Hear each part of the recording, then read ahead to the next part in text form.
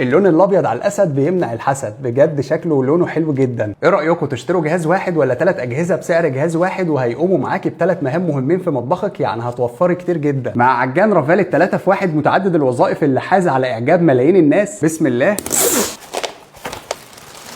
واو، اللون الابيض على الاسد بيمنع الحسد، بجد شكله ولونه حلو جدا. في منه الوان تانية كتير على حسب ذوقكم طبعا، واللي بيجي باكبر حله عجان ممكن تشوفوها من الاستانلس بتاخد 10 لتر، يعني تاخد معاكي كيلو ونص من الدقيق. من الزرار اللي هنا هتضغطي عليه العجان هيفتح معاكي على طول. هنحط الحله ونديلها لفه كده صغيره علشان تثبت في مكانها. انسي بقى ان العجان يتحرك معاكي اثناء التشغيل لانه بيجي ب4 قواعد تثبيت سيليكون قويه جدا. شايفين؟ صعب ان احنا نحركه. طب لو عاوزين نحركه هنرفع الجزء ده من قدام، شايفين؟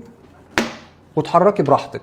بيجي طبعا مع ادوات العجن وكلها من المعدن زي ما انتم شايفين، مفيش فيها قطع بلاستيك، وطبعا بيتركبوا بكل سهوله زي ما انتم شايفين كده، ولفه صغيره حلوه قوي. ونقفل برده من الزرار ده ونشغل العجان بتاعنا واحنا مطمنين. موتور الجهاز من النحاس بيجي بقوه 2200 واط وفيه 6 سرعات مختلفه غير سرعه النبض كمان. وموجود القطعه دي اللي بتركب على الحله علشان الدقيق ما يخرجش اثناء العجن، طبعا علشان نشوف كمان المكونات. ولو عاوزين نزود اي مكونات هيكون من هنا برضو، بتركب هنا كده بالشكل ده، ونركب اداه العجن بتاعتنا ونقفل.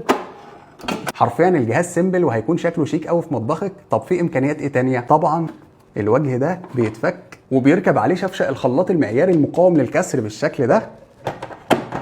غطا شفشق الخلاط كمان بيقفل باحكام.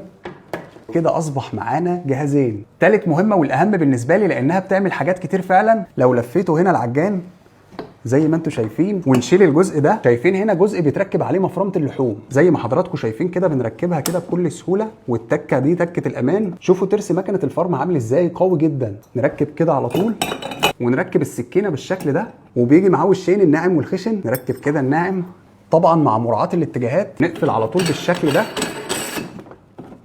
طبعا ثابته جدا جدا. ونثبت الصينيه فوق، وكده بقى معانا احلى مكنه فرم هتفرم معاكي اللحوم والفراخ والخضروات. يعني ممكن كمان تستغنى عن الكبه. بقول لك ايه، عارفه مكنه البسكوت؟ تقدري كمان تركبي الجزء ده هنا وهتعملي بيها بسكوت. في قطع كمان معاها بتتركب مع مكنه الفرم علشان تعملي السجق من البدايه للنهايه في البيت. يعني هتجيبي الهنك وهتحشيه لحمه مفرومه وهتعملي احلى سجق في البيت. مش مجرد جهاز بتشتروه من شركه رافال، لا دي افضل شركه بتقدم خدمه ما بعد البيع. يعني لو قطعه عندك نقصت مدام في فتره الضمان تقدري تستبدليها، حتى لو عدت فتره الضمان هتلاقيها متوفره عندهم. فحقيقي جهاز قوي وعملي وسعره مناسب جدا لكل المهام اللي بيقدمها. لو عاوزين تعرفوا تفاصيل اكتر عن سعره هسيب لكم اللينك في اول تعليق علشان تدخلوا وتشوفوا كمان المنتجات الجديده والاجهزه اللي بتقدمها شركه رافال. شكرا جدا لحضراتكم، تحياتي ليكم.